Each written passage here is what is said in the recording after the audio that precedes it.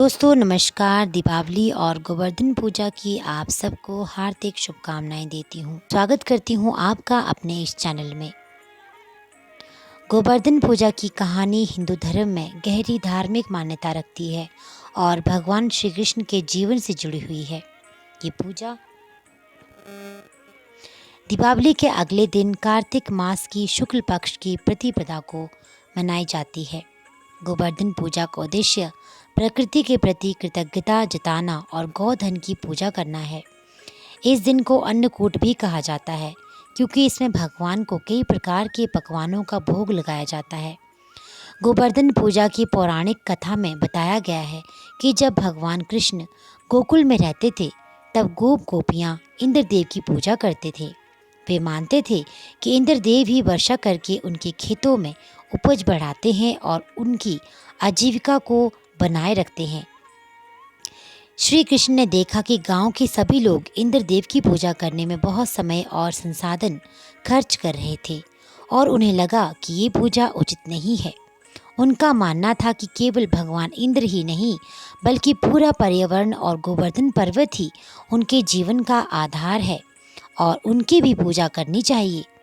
भगवान कृष्ण ने अपने गांव वालों को समझाया कि इंद्रदेव को खुश करने के लिए हमें पृथ्वी, जल, पेड़ पौधों, पशुओं और पर्वतों का आदर करना चाहिए क्योंकि यही हमारे अस्तित्व का आधार है।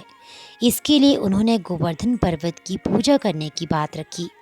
कृष्ण ने कहा कि हम सभी को इस पर्वत के प्रति आभार प्रकट करना चाहिए क्योंकि ये हमारे लिए भोजन, पानी और छाया का स्रोत है। कृष्ण की बातों से प्रभावित होकर गांव वालों ने इंद्रदेव की पूजा छोड़कर गोवर्धन पर्वत की पूजा शुरू कर दी। जब इंद्रदेव को इस बात का पता चला कि गोकुल के लोग उनकी पूजा छोड़कर गोवर्धन पर्वत की पूजा कर रहे हैं तो उन्हें क्रोध आ गया। उन्होंने गोकुल वासियों को सबक सिखाने के लिए प्रलयंकारी बारिश करने का निश्चय किया। इंद्र ने गोकुल पर भारी वर्षा बरसाई जिससे पूरा गांव जलमग्न हो गया। सभी लोग इस विपत्ति से डर गए और भगवान कृष्ण की शरण में गए। श्री कृष्ण ने सभी गोकुलवासियों को आश्वासन दिया कि उन्हें डरने की कोई भी आवश्यकता नहीं है। फिर उन्होंने अपनी छोटी अंगुली पर गोवर्धन पर्वत को उठा लिया और सभी लोगों को उस पर्वत के नीचे शरण दी। 7 दिनों तक कृष्ण ने अपनी छोटी अंगुली पर गोवर्धन पर्वत को उठाए रखा और इंद्रदेव की भारी वर्षा और प्रलयकाली बौछारों के बावजूद गोकुलवासियों को किसी भी प्रकार की हानि नहीं पहुंची। अंततः इंद्रदेव को समझ में आ गया कि ये कोई साधारण बालक नहीं बल्कि स्वयं भगवान विष्णु के अवतार श्री कृष्ण है। इंद्र को अपने अहंकार का भान हुआ और उन्होंने श्री कृष्ण से क्षमा मांगी। कृष्ण ने उन्हें क्षमा कर दिया और इंद्र को ये सिखाया कि प्रकृति का आदर करना और हर जीव का सम्मान करना ही सच्ची पूजा है। इस घटना के बाद से गोकुल में गोवर्धन पूजा की परंपरा शुरू हुई और तब से इसे हर वर्ष दिवाली के दूसरे दिन मनाया जाता है। इस पूजा में गोवर्धन पर्वत को प्रतीक रूप में बनाकर उसकी पूजा की जाती है।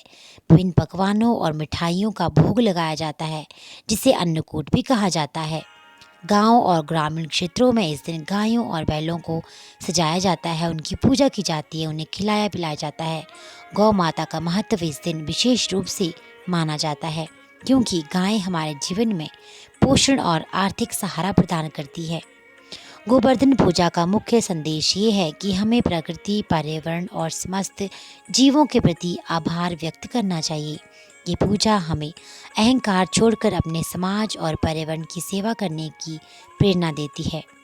श्री कृष्ण के इस कार्य से हमें ये सीखने को मिलता है कि सच्चा धर्म केवल देवताओं की पूजा तक सीमित नहीं है बल्कि जीवों और प्रकृति का आदर करना भी अनिवार्य है। गोवर्धन पूजा का यह त्यौहार भारतीय समाज में जीवन के प्रति सकारात्मक दृष्टिकोण और प्रकृति के प्रति सम्मान का प्रतीक बन गया है। तो आइए हम सब भी ये संकल्प लेते हैं कि हम भी अपनी प्रकृति का सम्मान करेंगे और उसे संरक्षण प्रदान करेंगे।